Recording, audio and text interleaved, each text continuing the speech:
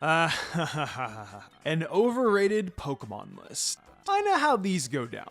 I've been making these kinds of videos for years. Let's test something. Charizard and Torterra are overrated and both trash.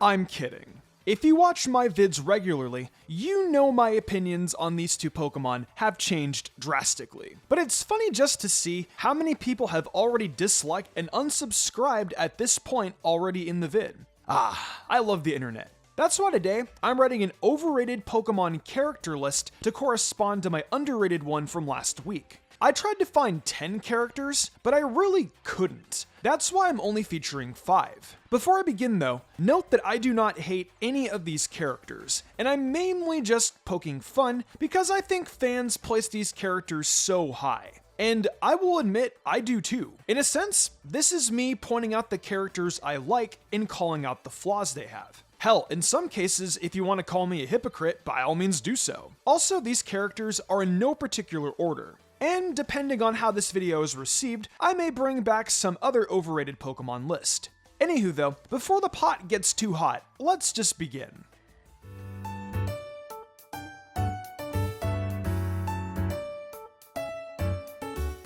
Okay, so at the top is a character I think a lot of people will actually agree with me on. I thought this would be a good starting point because a lot of people dislike this character.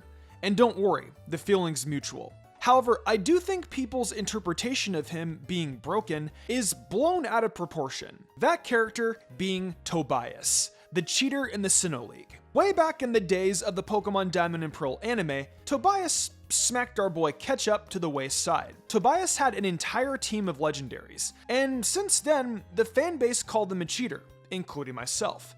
But here's my question. Where is he now, and why isn't he in the Masters 8? Just because you use legendaries doesn't make you the top dog. Cynthia or some Elite Four member probably folded that dude. And if they did, I'm sure it was satisfying to watch. But yeah, I think this character is someone we can mostly agree on. But anyway, on to the next one.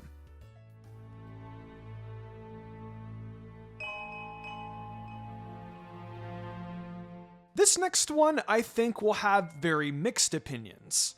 And my next pick is Lance. How the heck do you call yourself a Dragon Master when the majority of your Mons are just specifically flying types? His relative Claire has more dragon representation than he does, and she's a gym leader. I get they wanted to give the dragon type representation back in the day for a champion role, but there were below 5 actual dragon types. If Lance would have had a Kingdra on his team, I would be a little more lenient with him. But Pokemon couldn't even get that right. In Gen 2, instead we got underleveled Dragonite. I will admit, later gens fixed this issue with his Black and White 2 tournament team, and even his rematch team for Heart Gold and Soul Silver, where he has an Altaria and a Garchomp. But in his debut games, to me, he isn't a Dragon Master. I also think Lance is a subpar champion compared to many other ones. Literally all you had to do in the earlier gens is bring a Pokemon with some ice coverage or a rock type. Lapras is Lance's worst enemy in Gen 2. Yes, his modernized teams are better, but I always believe their home games are what truly matters. And Lance failed to deliver in my opinion. The anime also hypes him up way too much, especially with how the games featured him back in the day. I do think it is a nice touch though that he has the shiny red Gyarados.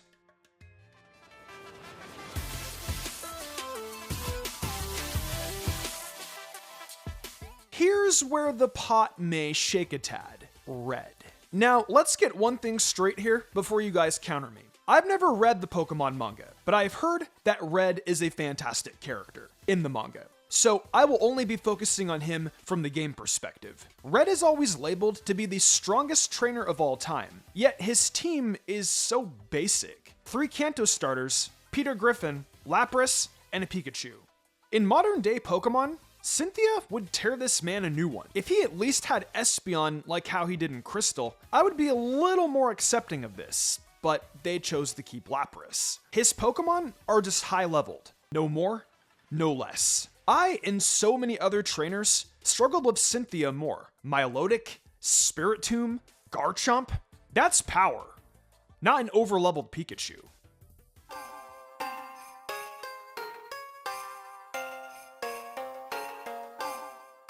So, hypocrisy. Yep, that's me. Up next is the thumbnail character. And I have a feeling this is where the most controversy will be when it comes to the video. Let's just get this out of the way. I love Serena, but there are some things I wish to point out about her. Pokemon showcases are boring, and I'm not really a fan of how Serena was executed from this perspective. Let's look at a few more female protagonists so you can see my point. Dawn followed her mother's footsteps in wanting to become a contest star, and she did. She also had some great character development. We saw her at her most down times and her happiest. She felt like she had a personality. May wanted to go the coordinator perspective, and she forged an alternatively different path than what she was expected to do. Her father Norman is an esteemed gym leader in the Hoenn region. Like father, like daughter, right? Yes and no. She's a decent battler, but she does it with her own style. And that's what I admired about these two contest stars. However, here's my issue. Pokemon tried to go the contest route in Kalos, and in my opinion, it just felt like a copy-pasted half-assed attempt. I don't like Pokemon showcases, plain and simple. I will say though, she did have some character breakthroughs with these, and I applaud that. The Pokemon anime could have made her into the first female protagonist to ever be a rival alongside Ash. But what about Misty? I'm talking about a brand new trainer with zero experience going in with a starter Pokemon. That's the perspective I'm talking about. I would have loved for Serena to be a Pokemon trainer and have Ash shown her the ropes. Especially during his Kalos days, he was a very well-respected trainer. Over time, she could have been made a rival for Ash with a little more seriousness in her personality, along with her always happy, positive side. A more shipping would have been a lot more interesting had this perspective been written, in my opinion. Oh, and that's exactly why I think Serena is overrated. A more shipping and the kiss. I feel she gets pedestalized way too high solely because of these reasons. And yeah, Serena is my favorite female protagonist because of these reasonings. So I am 100% a hypocrite when I call her overrated. I also loved her small appearance in Journeys. I appreciated it. But before I end my Serena entry though, I created a what if scenario where Serena was a Pokemon trainer. And I really liked how it turned out, so you guys should go check it out. I feel it's a series on my channel that needs more exposure, and I really want to bring Pokemon what ifs to fruition. So I highly recommend checking that out if you want to see Serena written from the perspective I've spoke of. Except there's a little twist to it. Rather than me tell you though, I will leave you to go check it out for yourselves. The link for the first episode of my what if will be in the description below.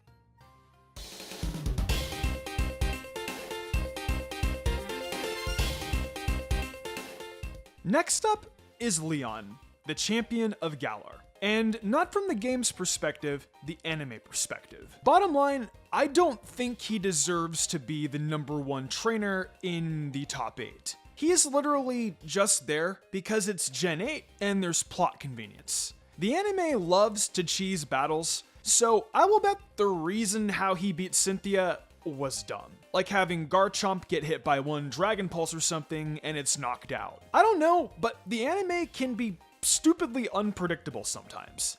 I want to see the battle with Cynthia and Leon they had, or a battle with them currently right now. Because I 100% call BS that he should not be the #1 trainer. No comment can prove me wrong, unless I'm factually incorrect, but I don't think I am, and if I am, call me out. Cynthia deserves to be #1 in mine and a lot of other Pokemon fans' opinions. She's the strongest champion games-wise. This should be reciprocated with the anime as well, because screw plot convenience. I admire Leon as a strong trainer, and he does deserve to be in the top 8, but it's cap that he's the #1 trainer. The game's perspective says otherwise.